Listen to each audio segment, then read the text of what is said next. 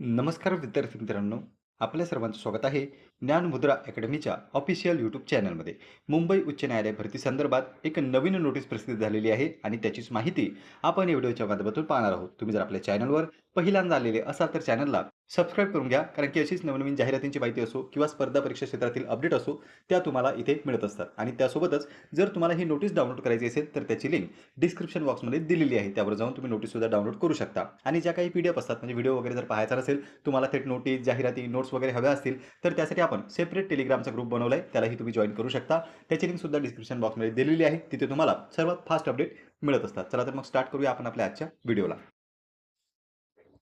त्यापूर्वी पहा विद्यार्थी मित्रांनो, जर तुम्ही न्यायालय भरतीची तयारी करत असाल तर त्यासाठी उपयुक्त असणारं पुस्तक आता महाराष्ट्रात सर्वत्र उपलब्ध झालेलं आहे. ते म्हणजे मुंबई उच्च न्यायालय 70 प्रश्नपत्रिका संच. यामध्ये 2018 पासून ते 2025 पर्यंत झालेल्या प्रश्नपत्रिकांचा समावेश आहे. आणि विशेष बाब म्हणजे 2026 साठी काही सराव पेपर सुद्धा ऍड केलेले आहेत. तर नक्कीच तुम्हाला याचा फायदा हा लेखी परीक्षेसाठी होऊ शकतो. म्हणून जवळच्या कोणत्याही बुक स्टॉलवर जाऊन तुम्ही हे बुक घेऊ शकता, किंवा या पुस्तकाविषयी जर तुम्हाला अधिक माहिती हवी असेल तर दिलेल्या नंबरवर सुद्धा तुम्ही कॉल करू शकता. तर पहा विद्यार्थी मित्रांनो, थेट आता आपण ऑफिशियल नोटीसवर आलेलो आहोत. हायकोर्ट बॉम्बे उल्लेख तुम्ही सुरुवातीलाच पाहू शकता.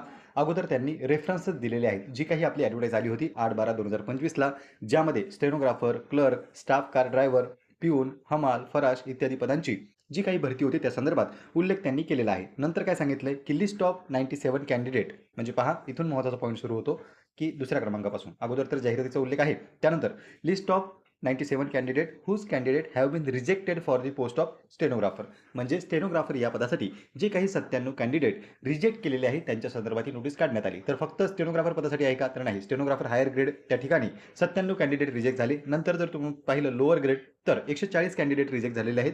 नंतर क्लर्कसाठी जर तुम्ही पाहिलं तर 4058 कॅन्डिडेट रिजेक्ट झालेले आहेत. नंतर पाचवं जे आहे 934 कॅन्डिडेट हे स्टाफ कार ड्रायव्हरसाठी रिजेक्ट झालेले आहेत. आणि 6047 कॅन्डिडेट हे शिपाई किंवा हमाल पदासाठी रिजेक्ट करण्यात आलेले आहे. आणि त्यांनाच उद्देशून या ठिकाणी ही नोटीस काढण्यात येत आहे.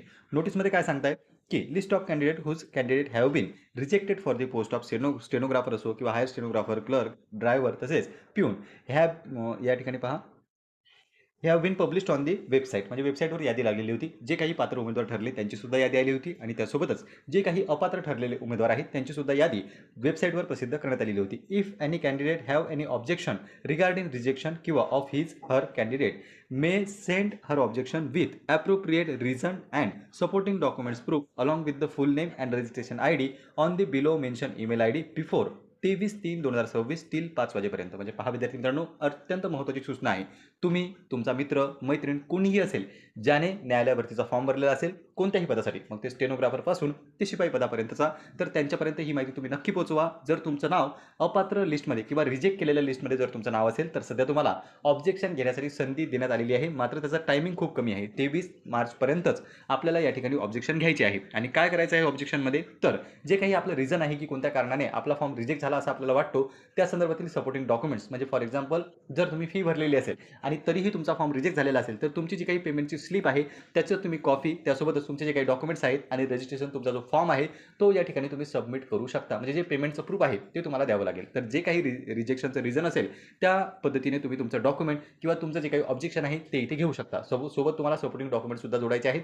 त्यामुळेच ज्या विद्यार्थ्यांची नावे अपात्र लिस्टमध्ये आलेली असतील, खाली ईमेल ID आहे, या ईमेल IDवर तुम्हाला ते आवर्जून पाठवायचे आहे. म्हणून जे कोणी रिजेक्ट झालेलं असेल त्यांच्यापर्यंत नक्की ही माहिती तुम्ही शेअर करू शकता. तर ही होती महत्त्वपूर्ण माहिती. कालच न्यायालयाकडून ही नोटीस आली. संपूर्ण डिटेलमध्ये आपण माहिती जाणून घेतली. तरी या व्यतिरिक्त तुमच्या मनामध्ये काही प्रश्न असतील तर नक्की तुम्ही कमेंट बॉक्समध्ये कमेंट करा. नेक्स्ट व्हिडिओ आपण त्या टॉपिकवर घेऊन येऊ. पुन्हा भेटूया असेच एका माहितीपूर्ण व्हिडिओमध्ये. नमस्कार.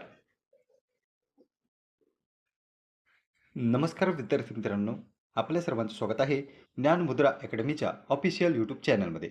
मुंबई उच्च न्यायालय भरती संदर्भात एक नवीन नोटीस प्रसिद्ध झालेली आहे आणि त्याचीच माहिती आपण या व्हिडिओच्या माध्यमातून पाहणार आहोत. तुम्ही जर आपल्या चॅनलवर पहिल्यांदा आलेले असाल तर चॅनलला सबस्क्राईब करून घ्या, कारण की अशीच नवनवीन जाहिरातींची माहिती असो किंवा स्पर्धा परीक्षा क्षेत्रातील अपडेट असो, त्या तुम्हाला इथे मिळत असतात. आणि त्यासोबतच जर तुम्हाला ही नोटीस डाउनलोड करायची असेल तर त्याची लिंक डिस्क्रिप्शन बॉक्समध्ये दिलेली आहे. त्यावर जाऊन तुम्ही नोटीससुद्धा डाउनलोड करू शकता. आणि ज्या काही PDF असतात, म्हणजे व्हिडिओ वगैरे जर पाहायचा नसेल, तुम्हाला थेट नोटीस, जाहिराती, नोट्स वगैरे हव्या असतील, तर त्यासाठी आपण सेपरेट टेलिग्रामचा ग्रुप बनवलाय. त्यालाही तुम्ही जॉइन करू शकता. त्याची लिंक सुद्धा डिस्क्रिप्शन बॉक्समध्ये दिलेली आहे. तिथे तुम्हाला सर्वात फास्ट अपडेट मिळत असतात. चला तर मग स्टार्ट करूया आपण आपल्या आजच्या व्हिडिओला.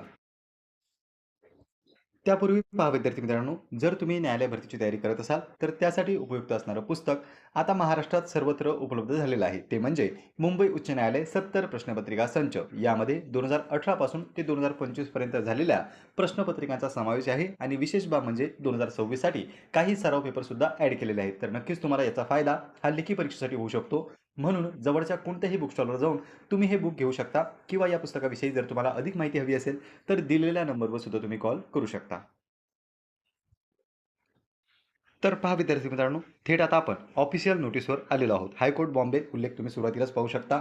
अगोदर त्यांनी रेफरन्सेस दिलेले आहेत. जी काही आपली ॲडव्हर्टाईज आली होती 8/12/2025ला, ज्यामध्ये stenographer, clerk, staff car driver, पिऊन, हमाल, फराश इत्यादी पदांची जी काही भरती होती त्या संदर्भात उल्लेख त्यांनी केलेला आहे. नंतर काय सांगितलंय की लिस्ट ऑफ 97 कॅन्डिडेट, म्हणजे पहा इथून महत्त्वाचा पॉईंट सुरू होतो की दुसऱ्या क्रमांकापासून. अगोदर तर जाहिरातीचा उल्लेख आहे. त्यानंतर list of 97 candidate whose candidate have been rejected for the post of stenographer, म्हणजे स्टेनोग्राफर या पदासाठी जे काही 97 कॅन्डिडेट रिजेक्ट केलेले आहेत त्यांच्या संदर्भात ही नोटीस काढण्यात आली. तर फक्त स्टेनोग्राफर पदासाठी आहे का? तर नाही. स्टेनोग्राफर हायर ग्रेड त्या ठिकाणी 97 कॅन्डिडेट रिजेक्ट झाले. नंतर जर तुम्ही पाहिलं लोअर ग्रेड तर 140 कॅन्डिडेट रिजेक्ट झालेले आहेत. नंतर क्लर्कसाठी जर तुम्ही पाहिलं तर 4058 कॅन्डिडेट रिजेक्ट झालेले आहेत. नंतर पाचवं जे आहे 934 कॅन्डिडेट हे स्टाफ कार ड्रायव्हरसाठी रिजेक्ट झालेले आहेत आणि 6047 कॅन्डिडेट हे शिपाई किंवा हमाल पदासाठी रिजेक्ट करण्यात आलेले आहे आणि त्यांनाच उद्देशून या ठिकाणी ही नोटीस काढण्यात येत आहे.